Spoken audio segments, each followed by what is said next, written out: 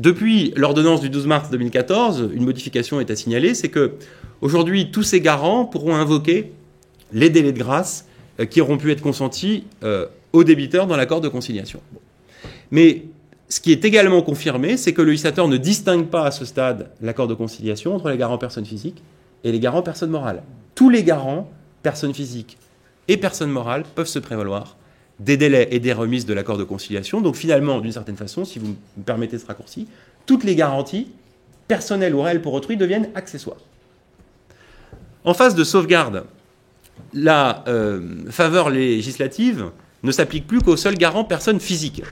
Seuls les garants personnes physiques pourront se prévaloir de l'arrêt du cours des intérêts, des délais et des remises du plan de sauvegarde, pourront se prévaloir de l'inopposabilité des créances non déclarées. En revanche, les garants personnes morales, eux, ne peuvent plus se prévaloir de ces avantages. Bon. De sorte que, ici, si l'on suit bien, c'est en réalité, par exemple, le cautionnement accordé par une personne morale, par exemple, cautionnement d'une SARL, cautionnement d'une SCI, à supposer qu'il soit conforme à l'intérêt social, c'est un autre débat. Le cautionnement octroyé par une personne morale revêt ici, en réalité, un caractère non accessoire. En principe, la caution peut se prévaloir des exceptions. Elle peut se prévaloir des remises.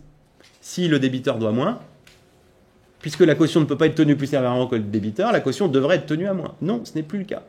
Là, la caution personne morale, eh bien, peut se prévaloir, ne peut plus, pardonnez-moi, se prévaloir des remises et des délais. Son cautionnement devient, en quelque sorte, non accessoire. Seul le cautionnement de la personne physique conserve ici un caractère accessoire.